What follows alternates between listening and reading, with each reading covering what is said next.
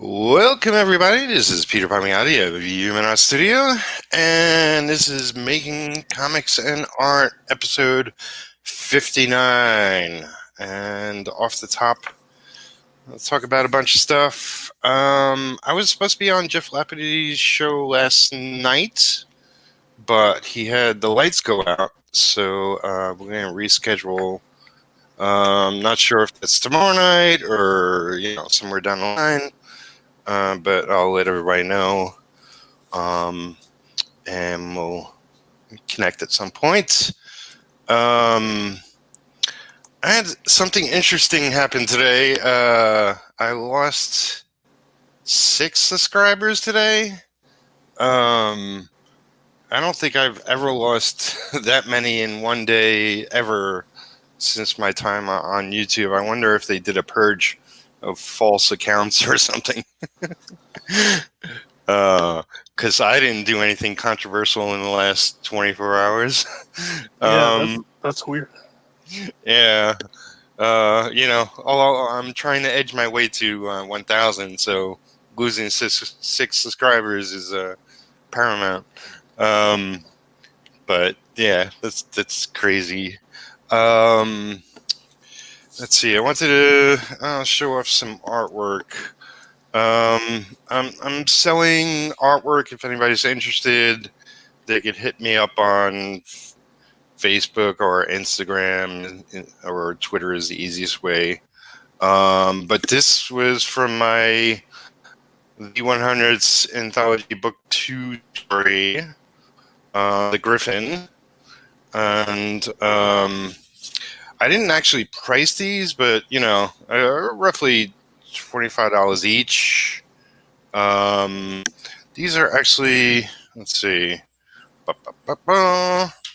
yeah, 8x10, right? No, 8 by 10.5 approximately, which is the wrong size actually. But when we printed it, my letterer, Karen Bonfiglio, she actually elongated the pages to make them fit better. But this was a fun project, and I never noticed that. I've got that book, and I have to go back and check, see if I can tell. Yeah, she moved some stuff around. Like the page 2 is the only sort of like splash image, and she had to stretch that one, but I think she sort of twisted things around a little bit. But this is a lot of fun, and I need to do a lot more of that. And this was another story. This was from Saving the Universe, which is Tonic Mole. He's currently on his 3rd Kickstarter Indiegogo campaign. But his initial plan and what he's doing now, it's like, I don't know, he's gone off in all different directions. I've only done the first 5 pages of this story. I don't know if we'll ever see more of it. He hasn't messaged me, so I don't know. But this was a lot of fun, and I was a little happier with this, even though my style really changed throughout the pages. I went too crazy in the first batch of pages, then lightened up on the last 2 pages, and I think it's sort of a balance somewhere in between is where I want to take my art. If you've been following me on Instagram, I've been penciling lately, and I need to do a lot more of that. I might do something next month, like there's Ink November or Ink November or something like that. Maybe I'm sure there's something for November. I can't remember what one is, but I'm sure there is. Yeah, I know there's like a ton for October, and I initially attempted to do Jason Alexander's challenge. which I only did 5 days worth. A story I was scripting and had Abel Parsons doing some artwork on it, and yeah, life got crazy and sort of jumped out of that. There's the Fogbreaker Studios. Is that the one I'm thinking of? Yep. Fogbreaker Open is his hashtag for it. And he's been highly successful from the outside looking in with his attempt at it. Yeah, I've seen a bunch of people doing that on Instagram. It's pretty cool. Yeah. But yeah, maybe I'll I've been meaning to, like, I've been posting just things on my Instagram, and I really want to do some more finished inked work on there. Yeah. So we'll see how that goes. What else did I want to mention off the top? I don't know. Like, I wanted to get into doing daily streams, and then I had, one of my cats I had to put down, which, he had major health problems. Mm-hmm. Then one of my other cats apparently disappeared. He was originally a stray from this neighborhood, so hopefully he's somewhere comfortable. The weather hasn't been that hot lately, so there's no way of telling. I let my cats out, and they usually come back. Yeah. But Pop, if you're listening, come back home. If you're out there somewhere watching YouTube.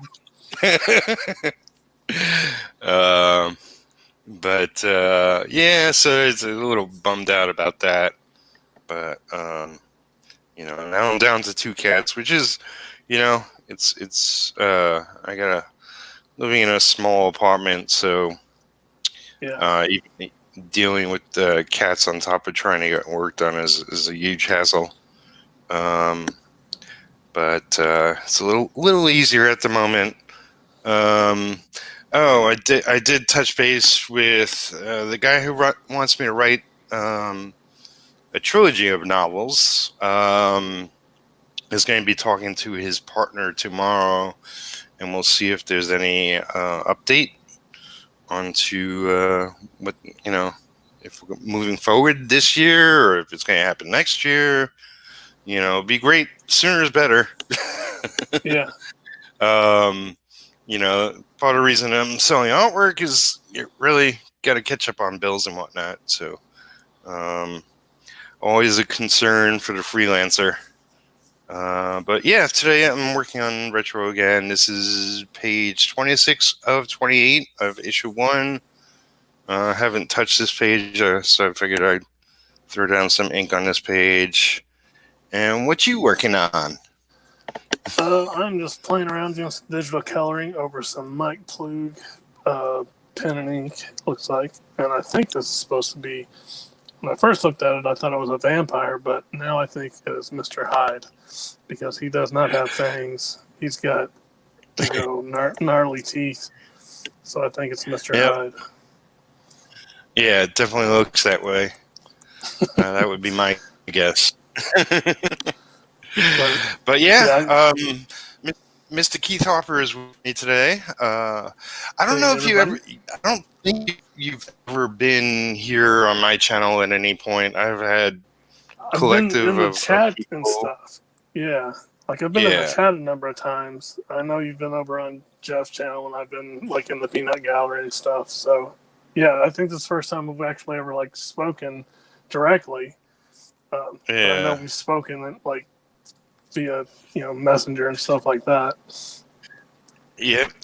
I mean, it dawned on me. I've been having so many guests on my channel lately, and there's so many people I know and talk with and chat and like their work online and all that I haven't yet had on my channel, and you were one of them. I was like, I gotta get Keith on. Well, I've arrived. No, I feel like I'm moving up in the world now that I'm on your channel. There you go. There you go. Your subscriptions will skyrocket today. I'm 10 subscribers away from 100. So if that Oh happens, I'll boy. be able to personalize my URL. There you go. Yeah. And if I bring up subscribers, I've got to plug the bug challenge that Frank Salazar started. So, like, if I get to 100 subscribers, he gets to 200, which I think he already is. And then Anna Robb, if she gets to 100, they will be eating bugs on air. I will be not be eating bugs. But somehow I got roped into it, this challenge. But I'll be watching. I might eat a gummy worm. I don't know. Yeah. Actually, that's right. He and Anna. I don't know if you're going to be on his channel tonight, but they got Ronnie Gunther and Jason Alexander. Speaking of talking horror. They did that last night, didn't they? Are they going again? I thought it was tonight. I think it's tonight. No, I could be it was wrong. Definitely. I watched it. It was last night. Oh, okay. Yeah. Oh, it's just a repeat tonight. No. I think it's okay. I think I missed the part 1. I think there was like a part 1, and it said like part 2 in the description. Oh yeah. Well, if it's already went, then you can check it out. Always watch it later.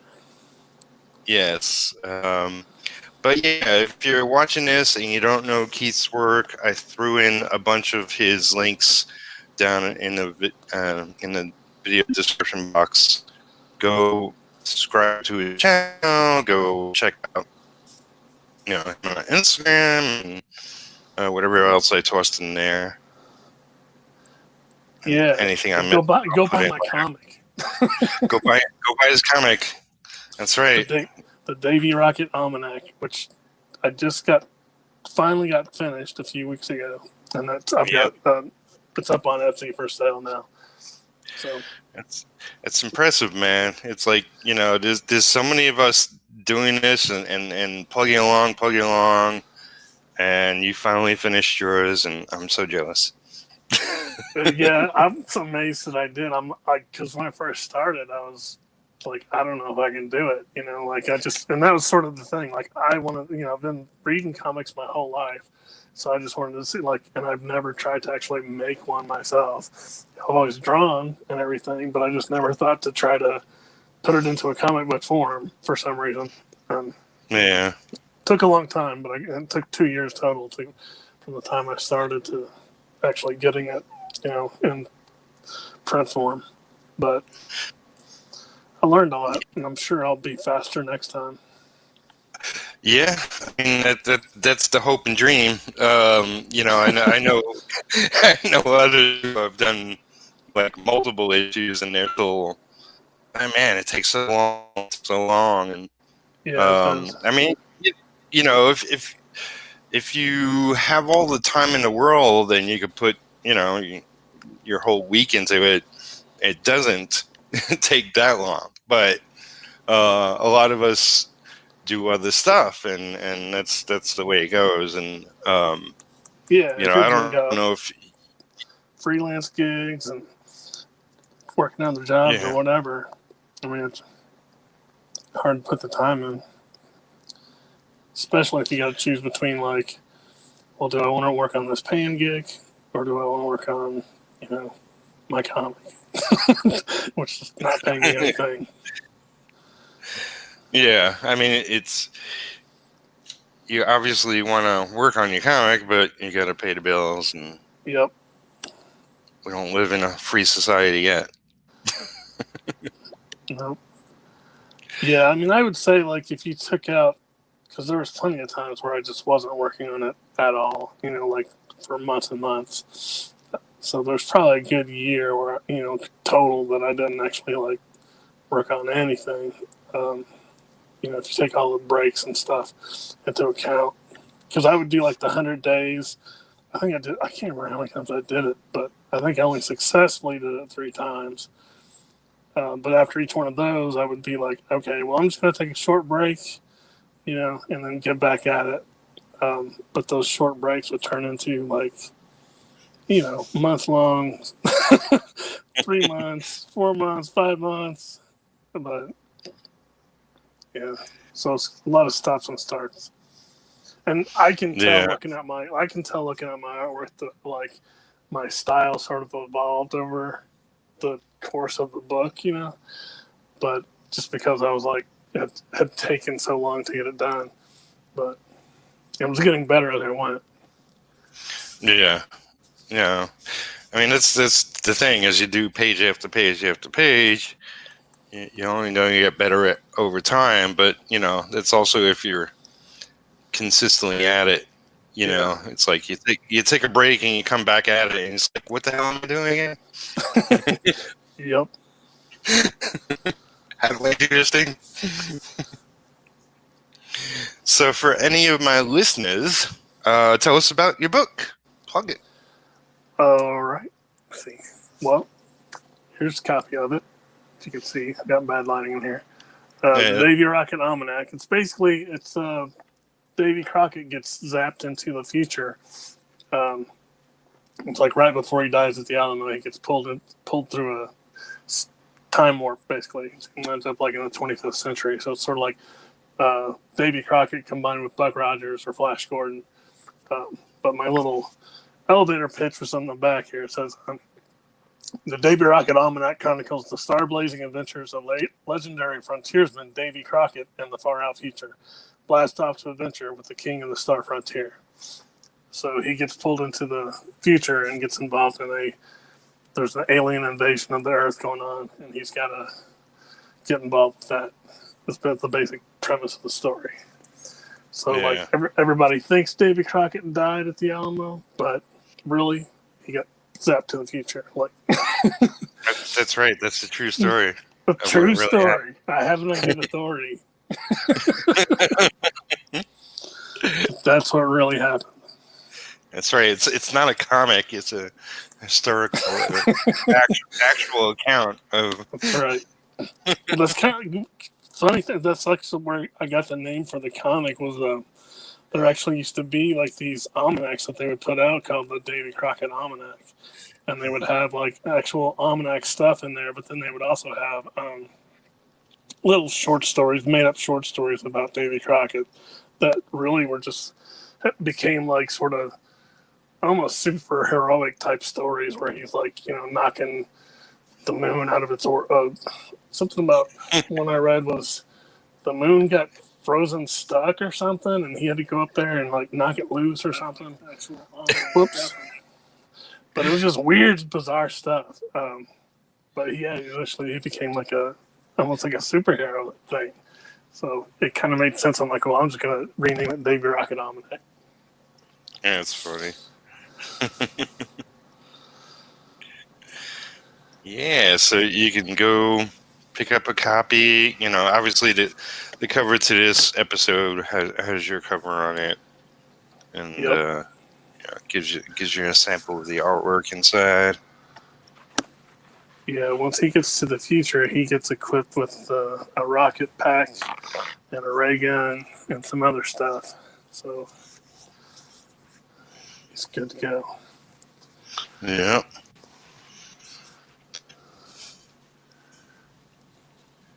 But so what have you... Oh, go ahead. I was just going to ask, what have you learned going forward when you start, working on issue 2? What are you going to do differently?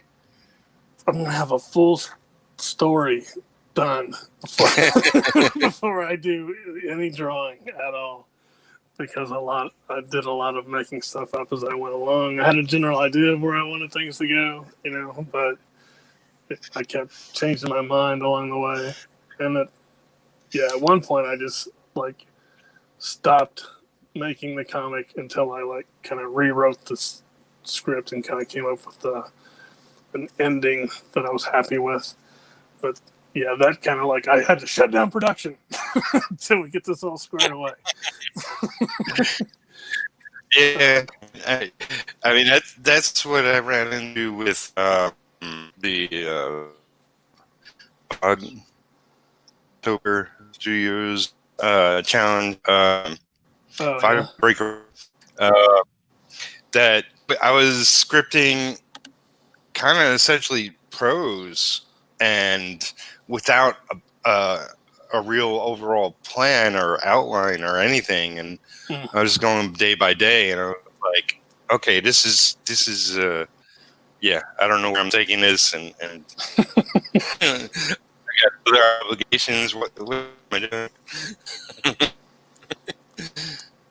Yeah, there's actually like, and this was even before I got started on what actually became the comic. I did do like 5 pages just out of gate, not knowing what I was going to, basically just did a fight scene. And then I'm like, okay, now what? So I just kind of ditched those pages and then like restarted from scratch, more or less. But I didn't like those pages because I was using a brush pen to ink, and I wasn't good enough with inking. Like I'm real heavy-handed when I ink, so I learned like I don't want to use any kind of brushes yet. I'm not ready for that. I just stuck to microns. Right. So that's like my second go at it. The one that made is the comic. It's all pretty much all microns. Although I did find some, I forget what they're called, Karataka or something like brush pens, but they're not quite as brush like as like the Pentel brush or whatever that I was using. That I'll use occasionally. Yeah, because otherwise, everything gets too muddied up and dark, because I want to press too hard. Yeah, it's definitely a thing. Yeah, and I think that's why I can't use Crow Quill either. Like I've tried using Crow Quill, and I'm like, it'll work for a little bit, and then I can't get it to be consistent. Yeah, Croco is definitely. I mean, for me, it was more of a challenge. I took art in high school and a couple of years of college, and when I did do ink for a living, I was mostly using brush, and my brother kept nudging me. He's like, use a Croco. Until he just gave me one, and it's like, okay, I'll try it. But it really took me a while because it's a whole different thing where the brush goes lightly over a page. The Croco, you have to stab into the paper. Yeah. And you have to learn. Your hand has to learn. How to do it without screwing up the image. So, yeah, and I always just had a once I hard did, time, even just getting the ink to flow consistently on those things, or even like it didn't want to like fill correctly or whatever. But yeah, I don't know, they were real like delicate, not too ham fisted. yeah. But it's something I've noticed. My last episode was Jeremy, and he wanted me to do an episode. I'm not going to do an episode, but there's that. I don't know if you noticed the new Adobe program called Comic Blast. Oh yeah, I had seen something about that. I couldn't think of the name of it, but when I was on Jeff's show the other night, I brought that up, but I was blanking on the name. But yeah, I saw that, and that was causing a little bit of controversy, I guess, amongst people. Like, yeah. So here's my thoughts. I mean, I think when I was talking to Jeremy, I don't think I watched the video. So I watched the video, maybe not the whole video, but at least to a certain point. And I was blown away, with what it can do. Just the sheer setting up panel borders and then dropping word balloons with your text on the page is like a phenomenal time saver. So I thought that was really neat. Anything else it does, like I heard a lot of people's opinions and a lot of negative opinions about it. And, it's just like anything else. It's a tool. And, it doesn't make you a superstar. It's like anything. It's like you use whatever you use. But really the skill is developed over time. So it's not the answer.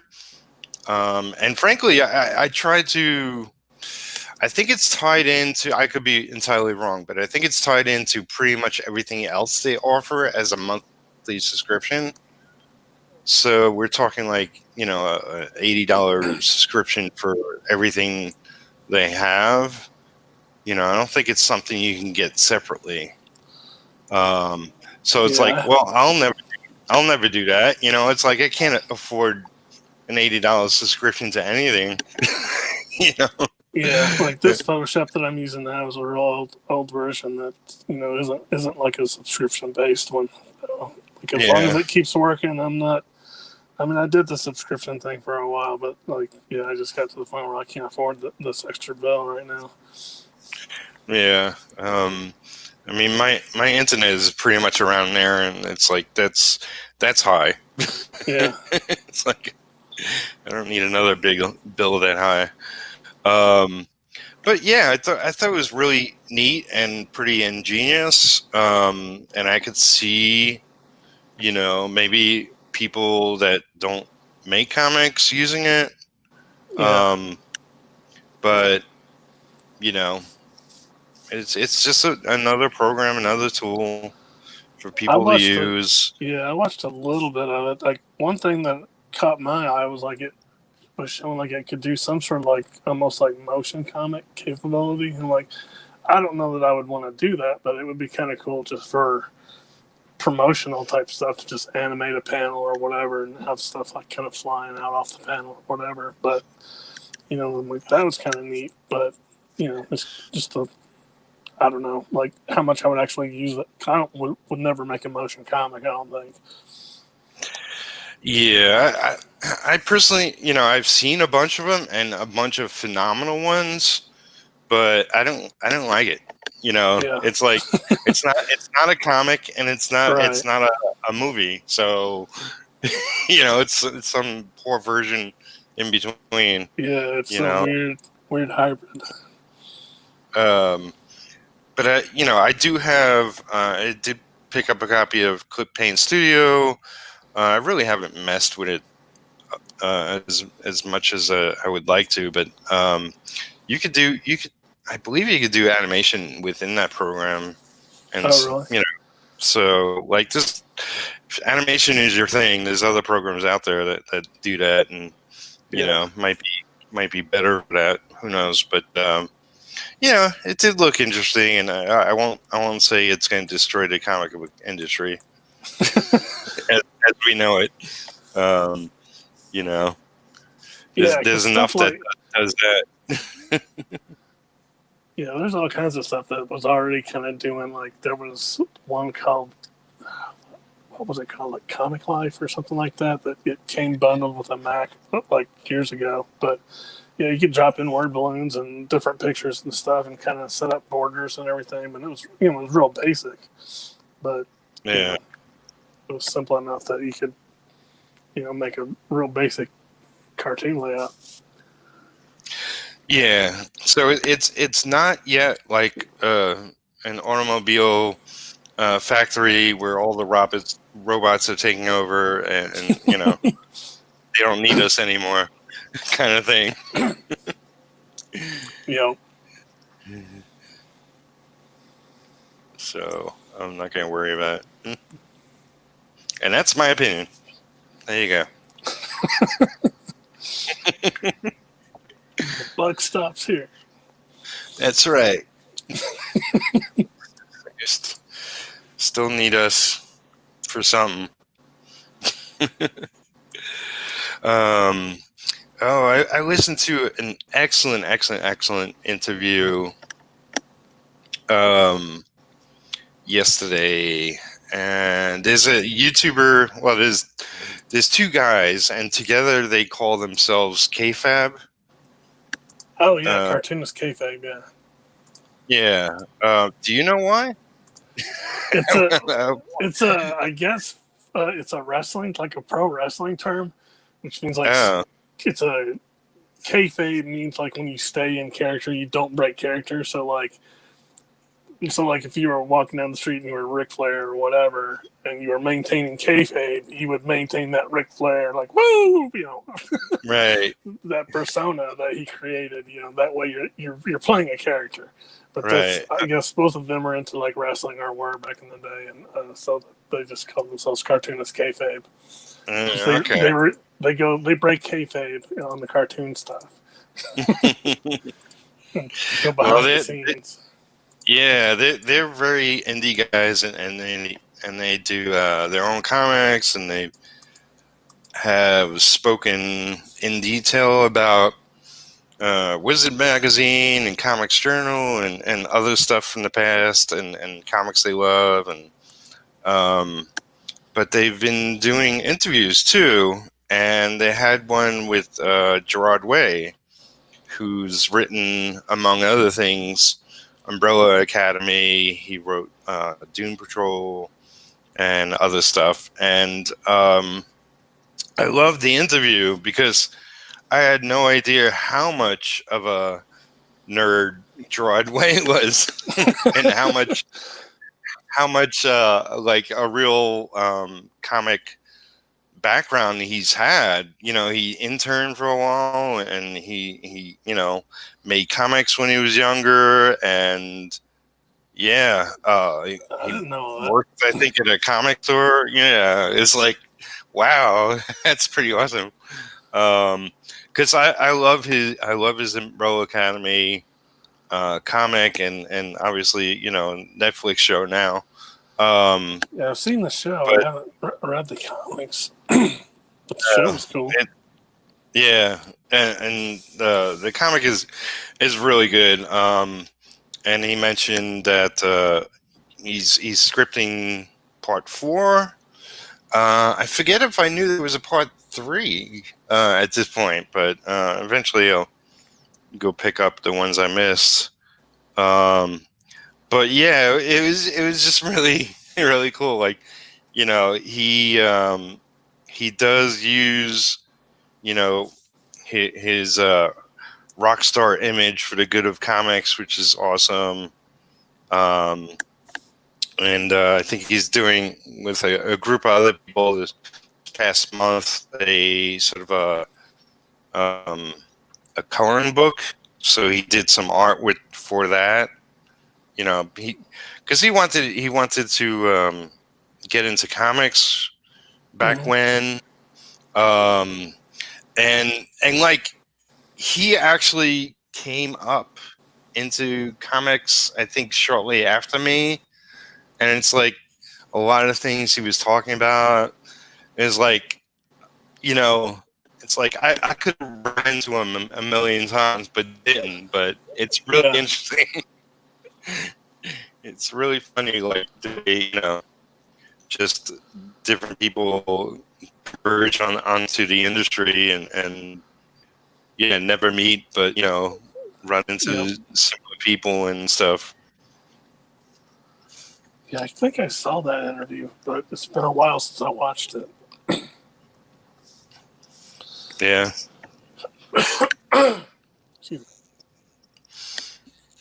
But yeah, I was watching one today that they had with Ann Nesenti. Oh yeah, that was a good one. Yeah, she's a little crazy, in a good way. But I love her. Like, she's written a lot of stuff for Marvel back in the day.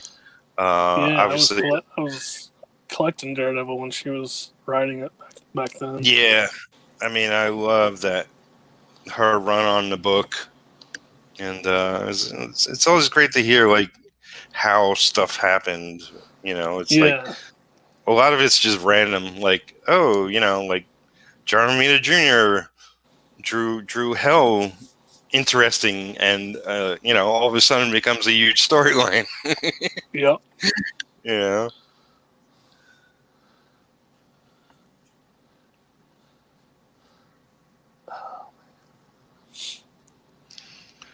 Yeah. So, Trying to think of when I was watching it. There was something that they were streaming from Baltimore Comic Con. They were doing like a virtual Comic Con online, and they had all in the same panel. It was Walt Simonson. I'm gonna mess up everybody's names now. Bill Sienkiewicz. Who else? There was like two or three other guys. Not Klaus Janson. Anyway, I can't remember. Howard Chaykin was one. okay. Dennis Cohen. O'Neill. Yeah. But it was cool. Like they, I guess, used to all share a studio back in the day, like back 35 years ago. It was like the first time they'd all been like together again since then. How's the? Do you remember how's the sound on it? I mean, if it's a Comic-Con. Yeah, well, I mean, they were all like in their. It was all like on a Zoom thing or something. They had Dean Hashfield, who used to be like their office assistant, was the one kind of moderating it. But I remember a couple of them were having audio problems in the beginning, and Walt Simonson couldn't even get on there for a good while. Like once it's already started, but eventually they all got on there, got their issues worked out. To be able to put on the whole Comic-Con live like that online, it's pretty amazing. Like they've been streaming it. That's cool. I've had Dean on my channel. He's a great guy.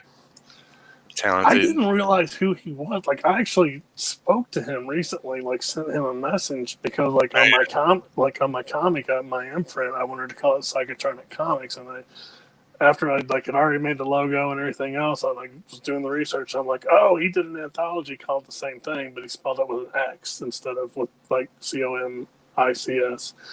And I contacted him about that, like just to make sure like we're not going to step on each other's toes here or anything, right? And we kind of came to an agreement. We're like, okay, you can use your thing, and I can use mine, and we're cool, But he was real nice, so I didn't realize till like after the fact, like, oh my god, like, I just spoke to a guy who was like an office assistant for Bill Sienkiewicz.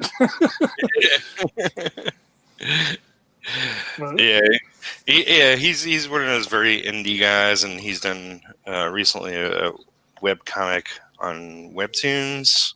Yeah, I was looking at that. A very simplistic, bold style. Mm-hmm. But yeah, it's like I've read part of it. I got to go back and read the whole thing. It's like the Red Hook.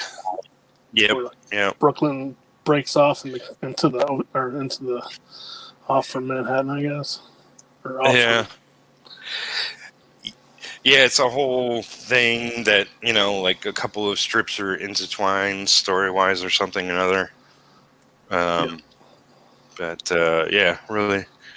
But he's a great guy, and it was fun to chat with him. Yeah, I mean, he could have charged you $1 million, like if you wanted to use it. Well, I would have just changed the name.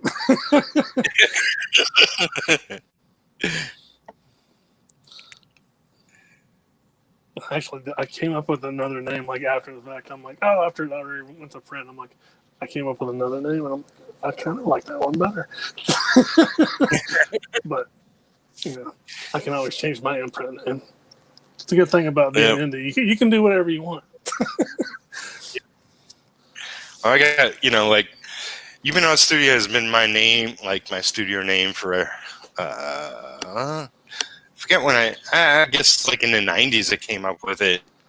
I was going to go with something originally like Red Hot Studios or something. But then I thought it's too much like the Candy or whatever. Yeah.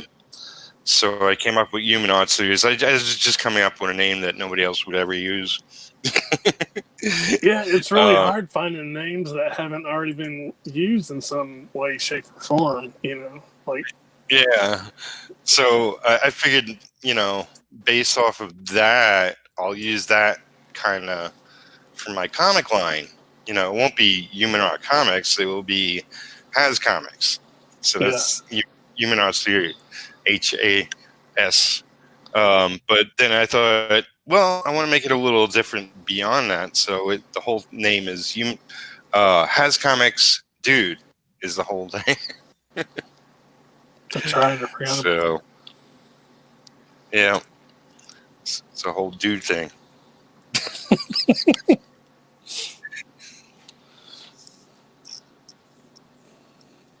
like the when I use the psychotronic comics, like nobody, I don't think anybody knows what psychotronic even is, but it's just a term I found online that basically relates to like old cheesy bad movies that got bad reviews and had become like cult classics. And I'm like, that sounds perfect. I love those kind of movies. I was just watching Buckaroo Banzai last night. Oh boy. Yeah, I used to watch that. Here's a little interesting fact I heard recently. I used to watch Battlestar Galactica was another big one from way back when, and they reinvented it and came out with a new series. But now they're talking about not only doing another new series yet again, but also at the same time doing a movie. So it'll be two separate things. It will be a Battlestar Galactica series and a Battlestar Galactica movie. And I thought, well, that's kind of weird, but I'll probably be down to watching both. It would be a lot harder to delve into Battlestar Galactica in a 2-hour movie, but like giving the whole full story of it. But I remember watching it as a kid. I remember not liking it that much because I always had a hard time understanding what the Cylons were saying. Like they put that mechanical like effect on their voice. I'm like, what are they saying? Like I was missing out on something important. Right. By your command. That's what they were saying. Yeah, I like when I was listening to it now, I can understand it, but for some reason as a kid, I just it didn't I don't know, translate. Yeah. And that's how I feel about songs. It's like I love music, but I never really get what they're saying. For the most part, it's like the Eurythmics, that's famous song. I thought these jeans were made for me. Like blue jeans. Yeah. It's like, that's an awesome song. These jeans are made for me. I'm surprised some jean company hasn't used that as a jingle or something. Change the words. Well, now they're gonna watch my show and make that happen. Yep. So I'll steal your idea. Get my 2 cents.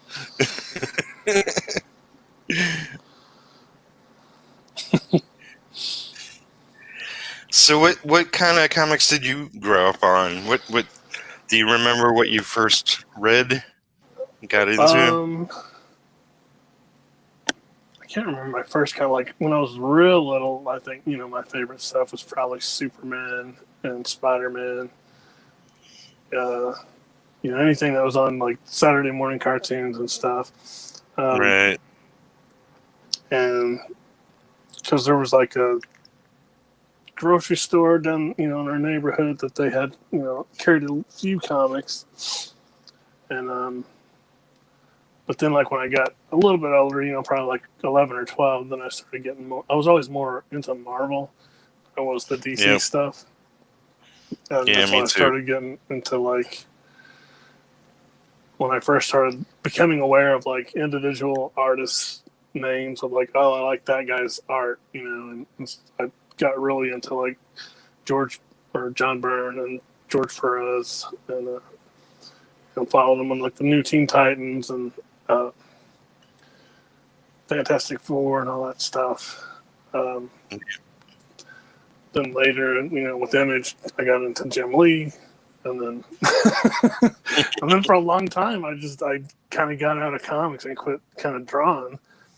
And then I don't know, maybe about 10 years ago, for some reason, I'm like, I'm gonna get back into drawing, and I didn't like my style anymore, so I actively started trying to, like, make a new style for myself. So I was looking at different artists, because my tastes had changed, and I'm like, I don't like drawing this way anymore.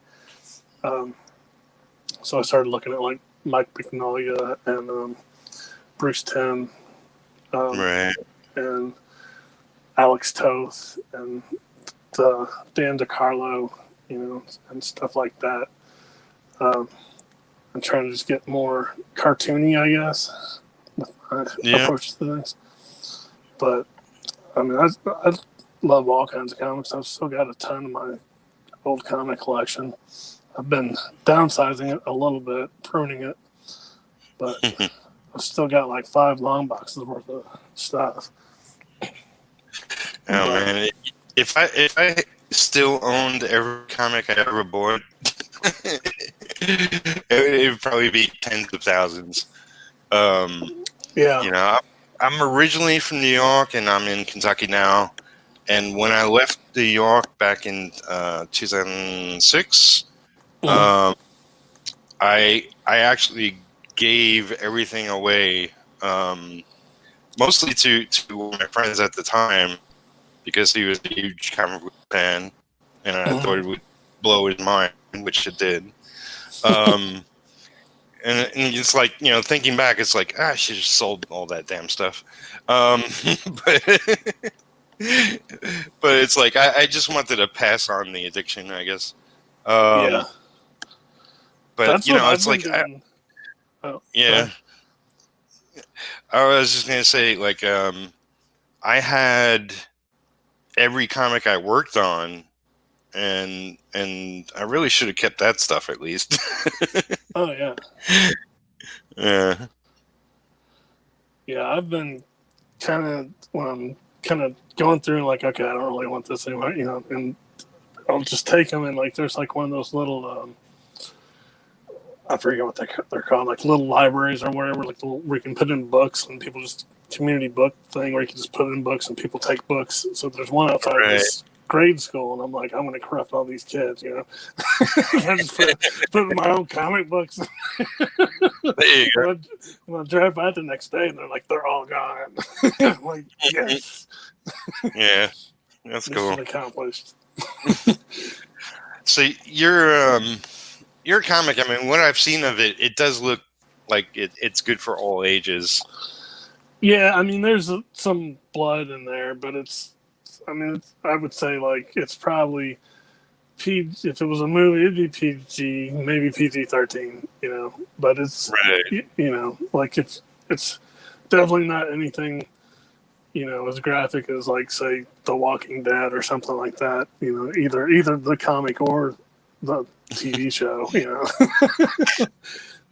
Well, it's like the extreme example, like isn't it? Yeah, and the violence is sort of very cartoony. Like, Davey Rocket gets punched in the face by this alien, and you get, like, this close up of his face, like where his eyeballs are kind of get real googly out of his head, and stars are flying, sort of like Tex Avery almost or something.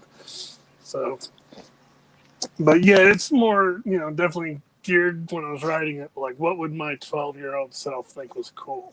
Right. So it's like kind of right around in there, because that's like all the stuff that I remember being, like, really into from my childhood. Like, that's sort of like the golden age, I guess, of, like, where I always kind of go back to my compost heap, I guess, of ideas. And go like, this stuff is really cool. I should do something with it. Yeah.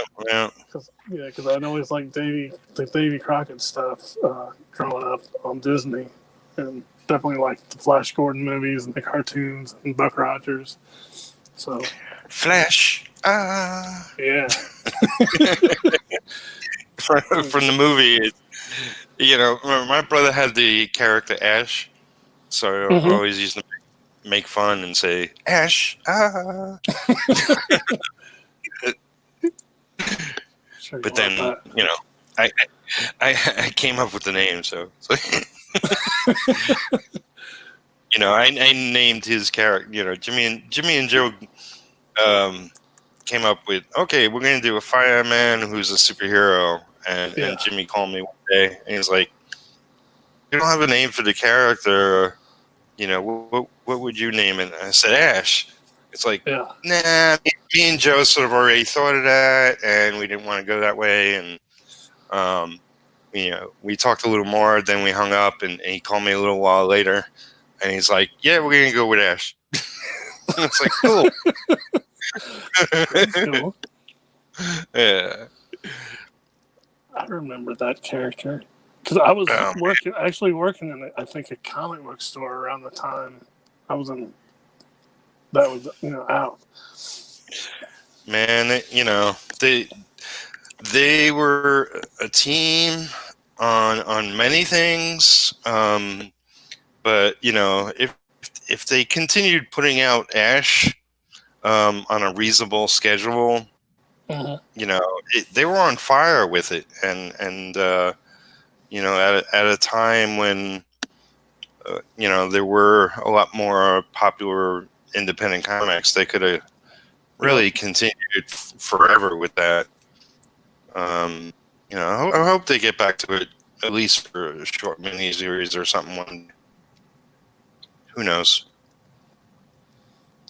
When was that coming out? What years was it?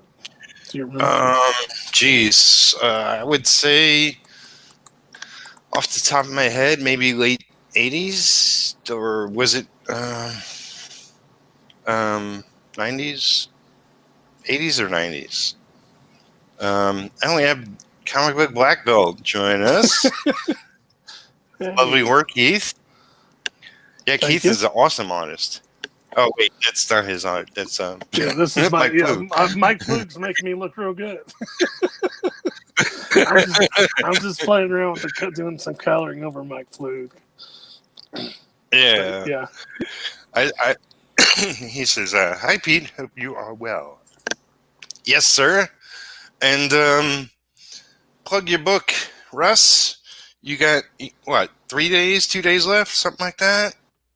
You're fully funded, going for stretch goals. Where are you at? It's going strong. Yeah. And he's been promoting everywhere. He's been on my channel, Jeff's channel, but also plugging on everybody's channel and doing streams everywhere.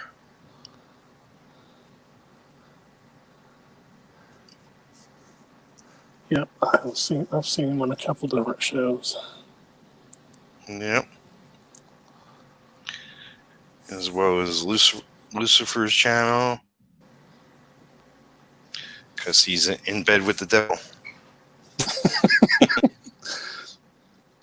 See, I can't keep up with everybody's, when they got weird names like that. Like, they don't use their real names. I'm like, who do and I may know their real name, but then, when they use the code name stuff, I'm like, yeah. I'm like, who is this? Yeah. It's hard, but, you see people, you hear people enough, and eventually it locks in. Yeah. So Lucifer, his full name, Lucifer Storm, that's Flay Storm. Okay, I've seen that name. I didn't know how to pronounce it. Like FWAH, is that right? I think that's right. Yeah. Yeah. Okay. So I know who that is. I mean, I know I've seen him post stuff, but I was seeing Lucifer. I'm like, what? Yeah, I'm not sure the origin of why they changed the name or whatever, but here we go. Russ says just over 10K, hoping to make it a 10K campaign. Cool. I hope you do it, man. We need more friends who have great campaigns, like success. Lucifer is indeed the devil. I've never been in bed with or Jeremy. Jeremy's the sock puppet.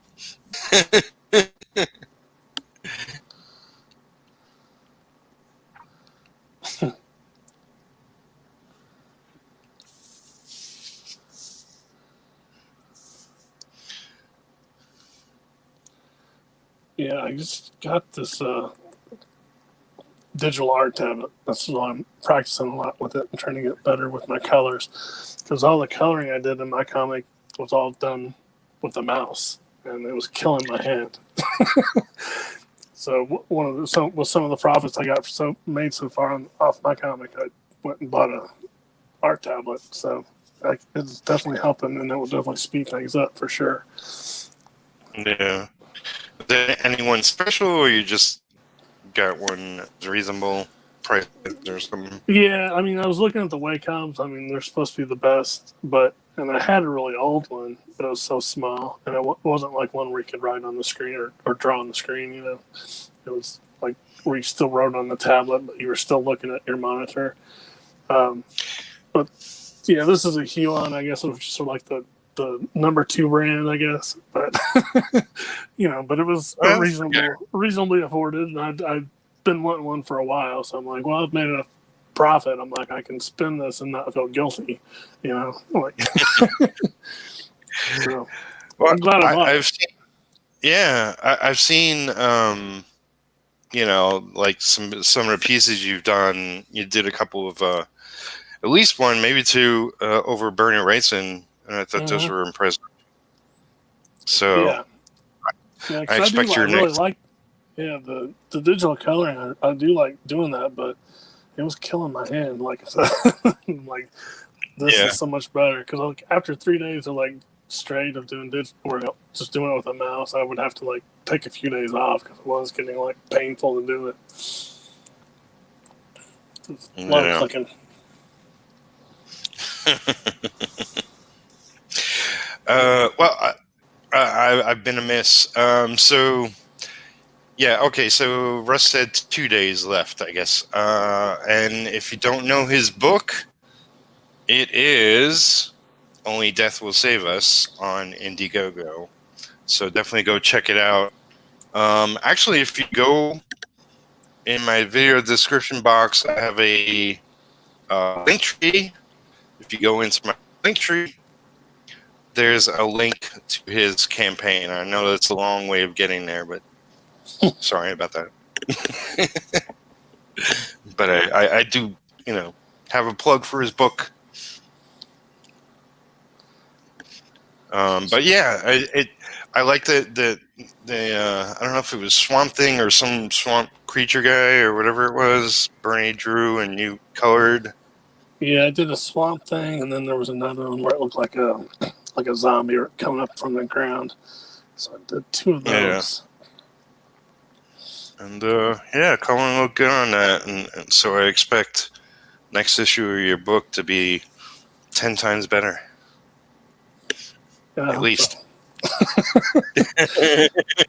Yeah, because that was really the one thing that I would always hit a wall on. Like, was when it came to the coloring stage of stuff, where I would just like kind of dread it, and would put it off. And but I don't think I will now because that won't physically hurt anymore.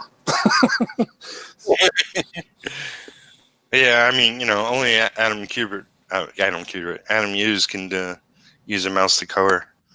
Does he do that? Well, he did for many years. I don't know if he still does, but definitely he's still using a mouse and coloring everything.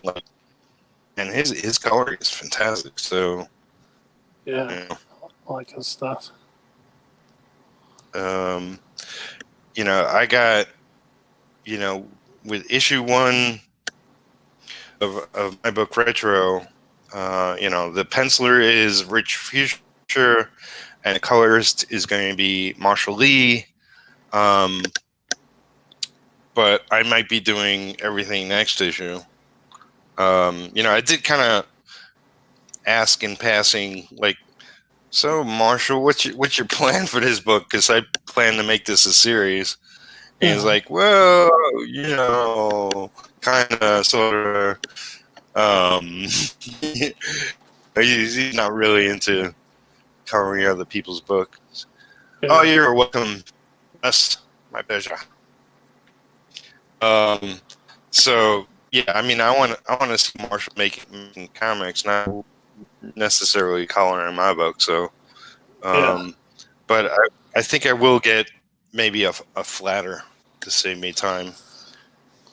Yeah, the flatting does suck.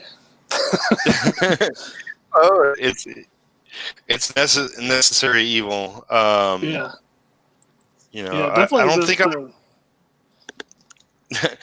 I'm just gonna say I don't think I'm a great colorist, but I think I'll learn pretty quickly. I know, like, essentially what I like and what I don't like, and I have a certain vision when it comes to my book and stuff.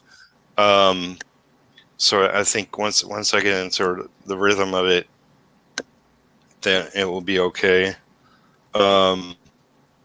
I've colored some stuff, sketch cards and little things, and I painted a couple of things in my lifetime.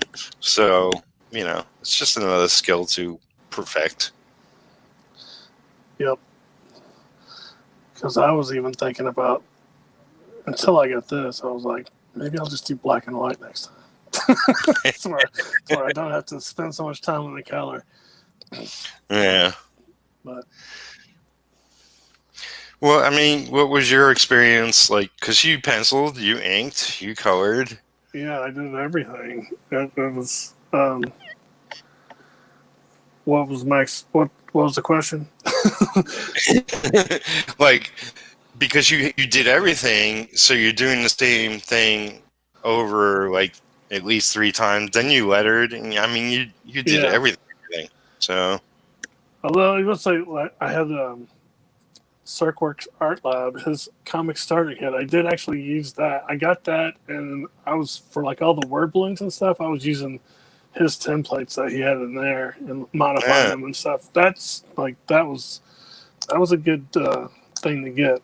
If you haven't got it, I recommend it because that definitely sped up the lettering stage for sure. Well, admittedly, I'm kind of holding off on that. I want to get my first comic of my own creation out, without influence necessarily. It's like for all the books I've worked on in my lifetime and my career, I've been a part of a group, and while there's a team on this book, it's all led by me. So it is kind of a different thing. But yeah, it's like I wanted to just like see what I put together. After all these years of looking at other comics and saying I can do better. It's a really cool feeling. Like when I first got it, when the proof showed up in the mailbox and holding it in my hand, my hands were actually shaking a little bit. I'm like, oh my God, it's like, it's real. And then like when I, did keep the final approval, the first printing showed up on my birthday, and that was like my deadline I had set for myself. Like, I want to have this done by my birthday this year. And like for it to show up like on my birthday, I'm like, that was so cool. That's awesome. So I may try to set another deadline for myself and say, like, okay, I got to see if I can speed myself up by, half and be done in a year by my next birthday, although, we'll see. But we'll see. Yeah. Well, I mean, it's like what we want, and then once we start putting in the work, it's like, yeah, well, Yeah, exactly. I've been thinking of like stuff I could do that wouldn't be like I don't know that I want to jump right back into a full 24-page comic, and just doing like shorter stuff. Even like I was thinking about doing just these one-page kind of spoof ads. I was looking at like old advertisements and comics, like how they used to have those Hostess Twinkie ads with the superheroes. Like the superheroes would always like come in with like some Twinkies or something. Yep. And the bank robbers would stop whatever they were doing and then, Hostess Twinkie. Just like doing a spoof on that, but with Baby Rocket, like there's a ton of them. You can find them online. I'm like, it's perfect. Baby Rocket space cakes. Oh my God. Just what I was looking for. Yeah. Yeah. Just doing something fun like that. I'm a believer in like there's plenty of independent comics out there that don't put anything in their comic, and so like for this book and hopefully ongoing, I want at least some kind of extras in the back beyond the story itself. I don't want just a comic where it's the story and the cover and that's it. Right. It's like so this even though like the story on this one is 28 pages because I'm going to do my number ones as 28-page stories. Then my regular page count will be 25. I still have plenty of extras because the first issues are going to be 40 pages each. So what page? I'm what a page little are you? ambitious. What page are you working on now? You said earlier, but I can't remember. Well, I'm jumping around. This is page 26. So here's the thing. The cover is inked. The first 5 pages are totally inked. Then I believe either I'm close to or I am totally have touched every page. There's pages where it's like 85% inked. Then there's pages where it's like only 10% inked. But I was shooting to get it out this year, and now I'm still sort of worrying about the fact that I might not be able to, because holidays are coming up too fast. Yeah, they are. And that usually sucks time out from everything. And usually it's like the past 10 years, it seems like every time I get into November, December, it's like I've overscheduled myself on top of the holidays, and you usually just feel the crunch of the end of the year, and it's like, okay, I got to stop doing that. So I might back from putting any heavy deadline on myself and just go with, okay, I'll release it next year. Yeah. So we'll see, because like my Kickstarter was last year, and I really hate to do that to the people that pledged. But at the same time, for my own sanity, and this year has been difficult for everybody, I might have to. So maybe that's why 6 subscribers unsubscribed to me today. I had something Come weird on, happen. people. I didn't lose any subscribers, but I had the weirdest thing on Facebook happen. Like on Monday, I checked my Facebook, and then for some reason my feed was just bombarded with like all these like it wasn't spam. It was just stuff from pages I had liked in the past, like years ago. Like they never showed up on my feed, for forever. But then like all of a sudden, there's the Doors suddenly, or whoever, whatever it was. All these bands and TV shows were popping up everywhere. I'm like, oh my god, what's going on? I still don't know why that happened. I had to go and unlike everything. I liked you 8 years ago. I don't like you now. Yeah, stop spamming up my feed, man. Well, Facebook has gone through changes, especially recently, because now we're using new Facebook as opposed to the old version. Yeah. And so it's more focused on pages and on groups. But I don't, when I go to like the feed, that's just 99.9% people and their posts.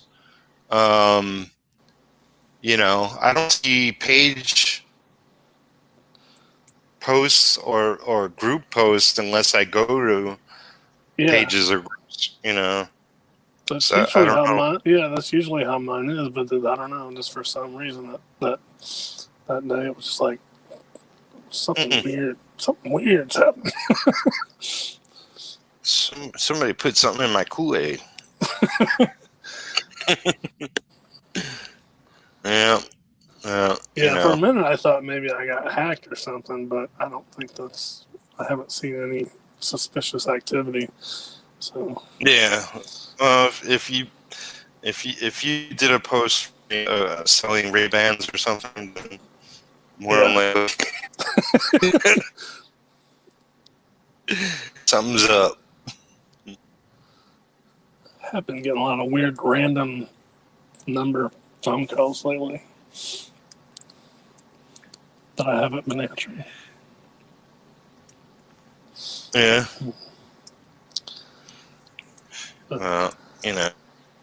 It's also is weird, and it's just like it just seems to get more complicated.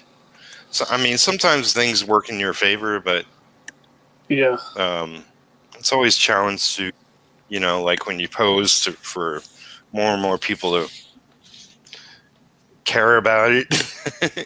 It's like usually I've gotten a lot of posts recently on my Facebook have gotten a lot of likes, and sometimes it's the simple stuff like I did a post where it was, what's the last movie you saw and what's the next movie you think you'll see.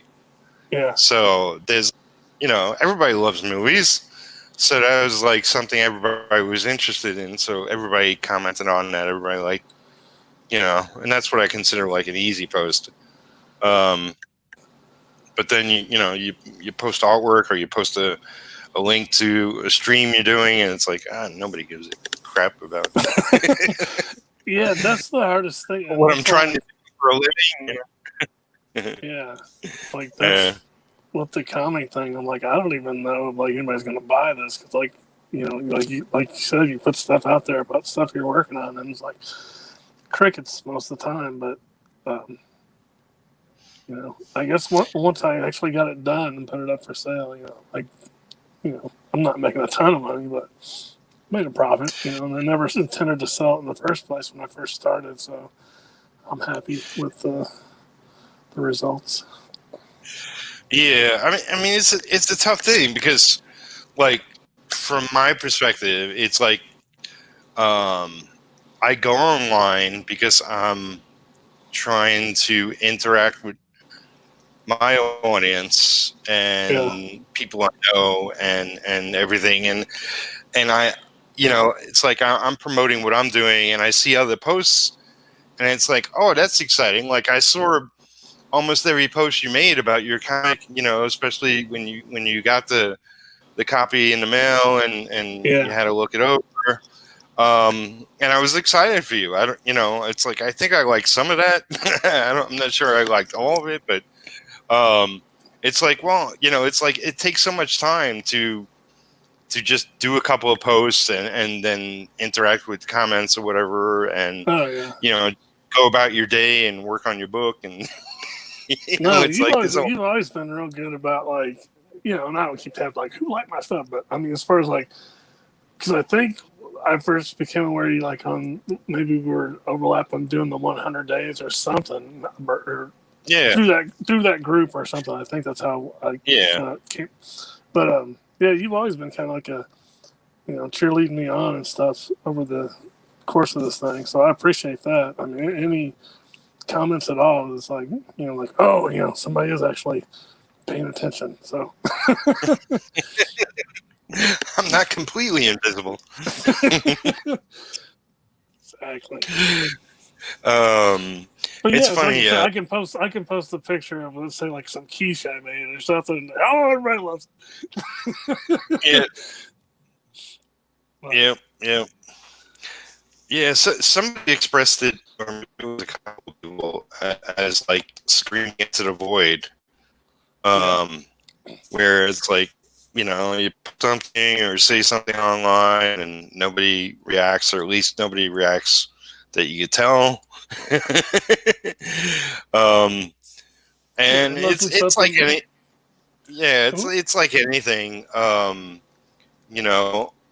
They could be 100 people excited about it, but they just didn't happen to click on it or comment on it or whatever. And you just don't know, and that's why a lot of comic people do conventions or in-store signings or the like, because then they can actually talk to people and see what they think, and get a live reaction. Oh, that's one of the other things I was going to mention.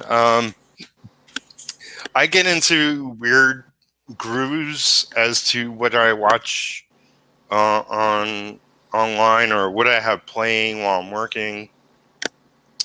And, reaction videos are big currently. And there's two girls I've been watching. One is called, I believe she's Nick and Nax is her YouTube name. And she reacts to movies and TV shows. And there's another one, Awkward Ashley, and she's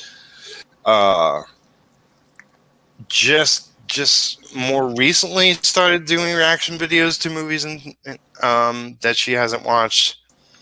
And she's doing like older movies, because she grew up where going to the movies wasn't a thing for her family, and I think Nick and Nax is pretty cool, because I watched a whole bunch of her videos. Ashley's a little newer. I think I watched almost everything she's put out thus far. But her reactions are priceless. To like,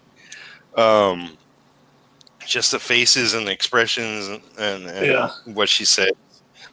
Because it's like I used to be a gamer, and one of the things on YouTube I got into is watching people play games, and just to like hear their reactions to moments in games and whatnot. And now, like, I'm a big movie buff, and to watch other people watch like movies that I loved growing up or whatever is also fun. Watching those, I've seen like well, I made a spoof on the ASMR thing, but it's weird like how like different things start trending like ASMR, and then there was like the unwrapping thing is a big, and just different weird stuff like or like that guy on the guy on the skateboard and the cranberry. How did that go viral? with the Fleetwood Mac song. I would love, yeah, I would love for something comic related to be, if not necessarily a viral thing, then just something like somewhere I can go online where they're talking about comics and it's just all talk. It's rare because you know people working in comics, it's all up and down. They have their highs, they have the lows.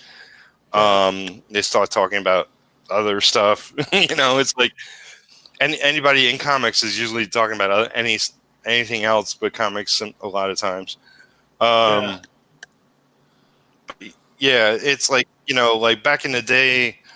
I used to read Wizard magazine, I used to read Comics Journal, and all that stuff was like at least 90% positive when it came to comics and creators and the industry and yada yada yada. So it's like I find that it's in different forms now. It's in different entertainment. So Yeah, there's so much controversy and stuff with comics now, but I don't know. I kind of was watching that stuff for a while, but then I kind of got out of it. I'm like, it's just people, infighting. yeah, I just want to. yeah. I just want to read the comics. I don't really care. I don't really care what the creators are doing personally. Like I'm more about. I just want to read the stories. I mean, I grew up before the internet, and I used to read the comics. I appreciated the creators and followed people's names to other creations and comics. But it's like I didn't know anything about anyone, so there was no sides to take. Yeah. And now it's like, well, what side are you on, or this person did something, and now now you should hate them, or it's like Right. no. Exactly.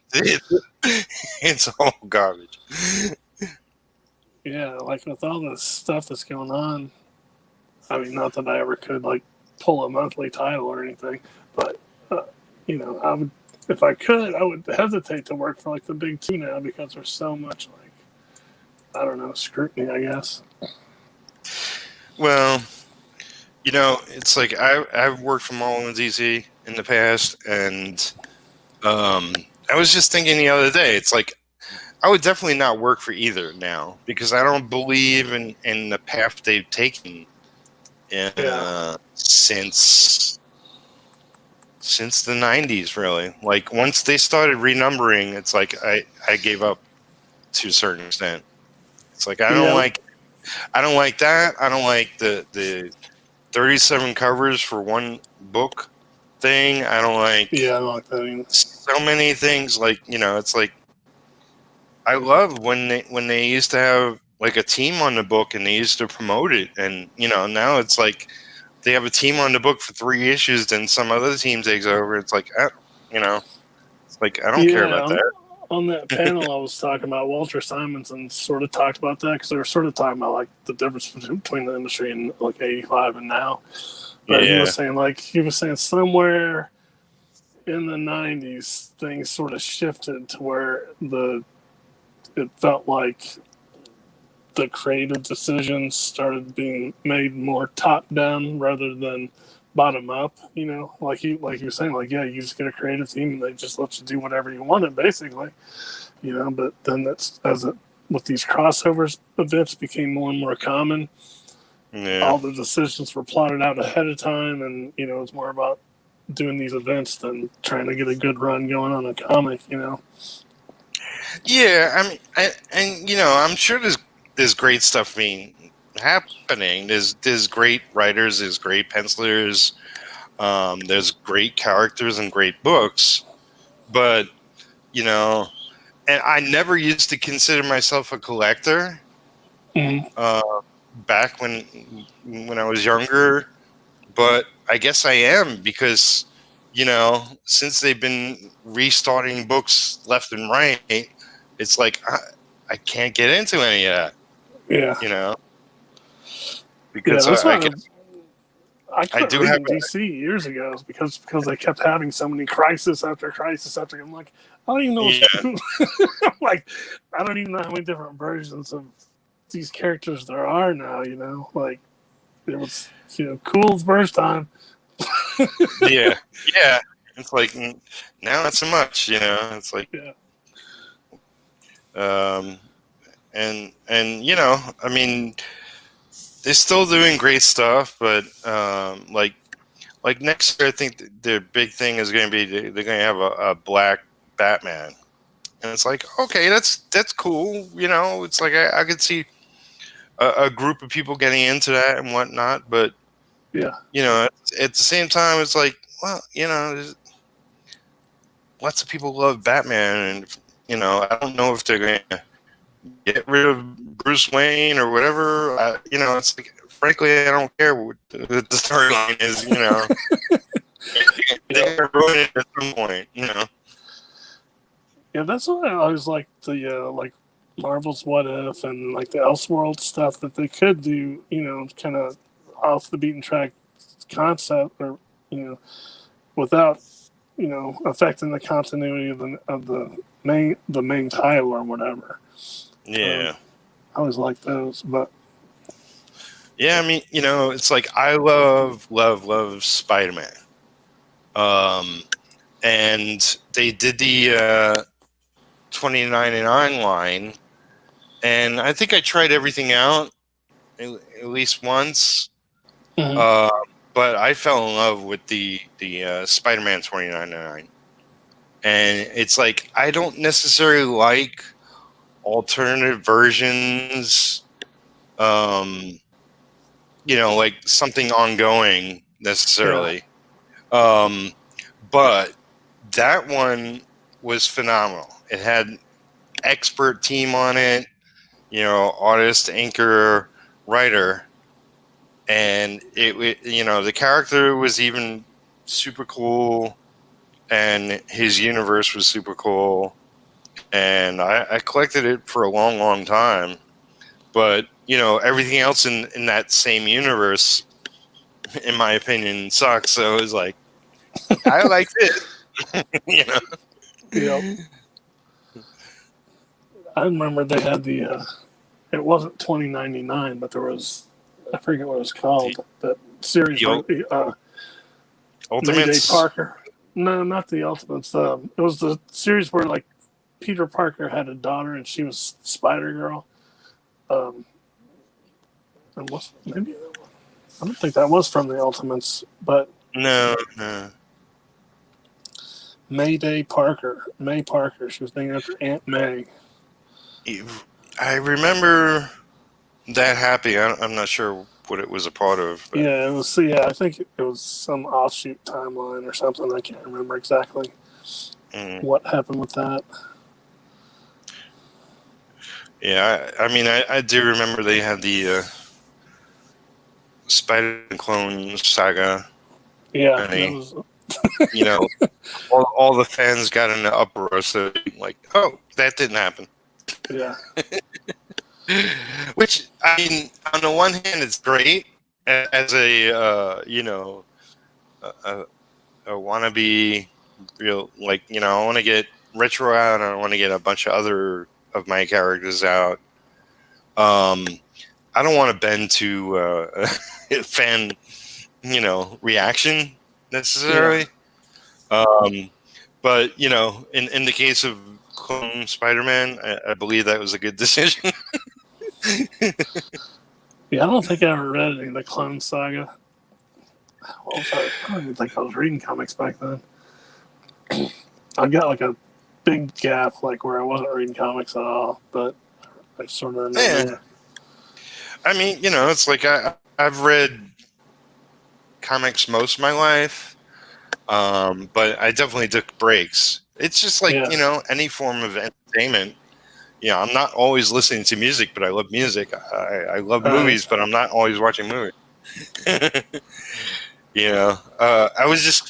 I actually sort of commented on that earlier today.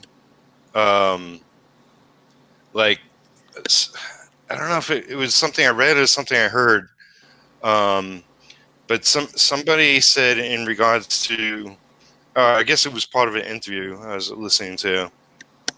Like they loved comics and were reading comics, and then they I forget how they phrase it, like took a break or or put comics down for a while or whatever. It's like they stopped reading comics for a while, essentially.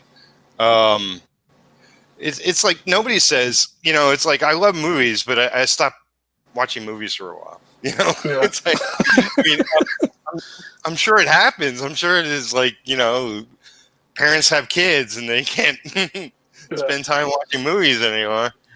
They're going to put down those movies for a while. I put down the news for a while. Yeah. I put down news for most of my life. But it's just like, that's sort of expression exclusive to comics. Like, oh yeah, I love comics, but I had to put them down for a while because I got into girls and started drinking more or something. Exactly. So girls I was past comics for a while, and it's just weird. I mean, I guess for however more comics are accepted in society than when I was growing up, it's still, it's like, oh, comics was a phase and I grew out of it. Yeah. It's like, really? Okay. You're a much better person because of it, I'm sure. But yeah, I mean, I don't know, man. Comics have been like such a big part of my life. But I mean, more often than not, I was reading comics in some way, shape, or form. But I mean, I remember, I learned how to read on them. I learned how to, basically draw from them, and Yeah, I mean, I definitely learned how to read with comics. I don't know if it was.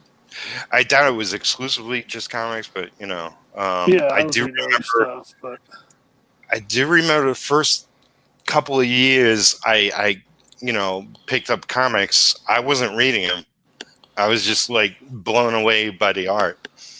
So yeah, because I think like even my mom already had comics in the house growing up because she had a bunch of them, and I've still gotten a bunch of like the old Richie Rich and Casper and Hot Stuff. Was it the Harvey line of comics?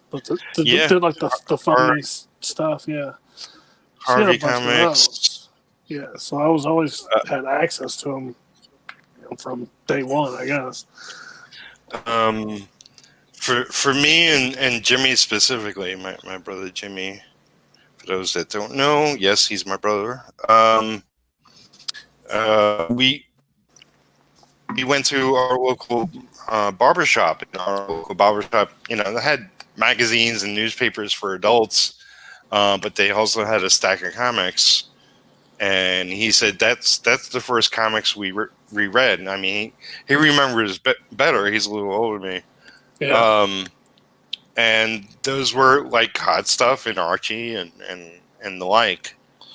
Yep. So that's what we first were introduced to. Because you hear, I see a lot of Facebook posts. What was the first comic you read that got you into comics? And people will be pulling out, oh, The Dark Knight, or like, oh, this issue of X-Men, or this issue of Superman. And I don't know what the hell the first comic was. It was either Archie or Casper or something. I have a this is definitely not the first comic I ever read, but it's a very vivid memory of this comic from when I was like 5 years old. I actually stole it. I didn't have the money. I really wanted it, but I got caught by my mom when I got home, she's like, "Where did you get the money to get that comic?" And I was like 5 years old, and I'm just like, "Oh, I just took it," I'm like, like, "Oh my god!" She got so mad, and like she took me back up to the grocery store, and I had to like tell the people what I did, and I was crying. Whoa. But I did eventually get the comic book though. But I think that's what made me start pruning my comic collection recently. I was looking specifically for that comic. I don't think I have it anymore. It was do you remember the Warlord comic? He kind of looked like Green Lantern. He had the same, or Green Arrow. I mean, he had like White Arrow, and he was kind of a sword and sorcery guy. Yeah, he was like Mike Grell. Yeah, he was fighting these two lizard men on the cover. I remember the cover, like I can see it in my head. I was a big Mike Grell fan. I didn't pick up DC for the most part, but Warlord was definitely something I'm pretty sure I had all his issues. I think some other artists took over or whatever, but eventually. Yeah, that might have been the first time I saw like any kind of sword and sorcery type stuff. Like I think I saw that before I ever saw like any Conan or Frazetta type stuff. It was definitely a fun, interesting title, and it was like I believe at the time it was like there were a lot of superhero titles, and it just seemed like a weird mix to be coming out from DC at the time. But I freaking love Mike Grell's work, and I did eventually ink a cover that he penciled. Like a friend of mine hired Mike to pencil a cover for his book. And I got to ink it. And it was like a dream come true, I guess. That's cool. Yeah. It was like I took forever on it. It's like, I can't screw it up. Yeah, I know that feeling. Yeah. But we've been going a little over an hour and a half now. So unless there's anything you want to bring up and chat about or promote, anybody else's creations, your own, what you plan to have for lunch tomorrow, whatever you want.